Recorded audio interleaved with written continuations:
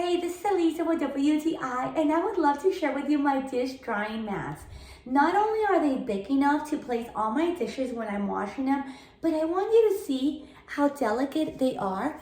They're pretty thin, but they have this microfiber in the back that will not allow your countertop to be scratched, which I love. They're pretty thin, so they're easy to dry, but at the same time, they're pretty absorbent. Also, since there's 2 in a pack, which I love because when I'm washing one, I'll be using the other one. You can also store it very easily, fold it and store it anywhere. It won't take much space, just this little square, and it's perfect. Something I do every time I use it. I don't throw it in the dish, in the dryer right away, but I hang it. I let it air dry. I'll use it again, and it won't smell bad at all. I'm loving these. There's 2. It's a great deal. They come in different designs, and I know you're gonna love it too, and that's just my point of view.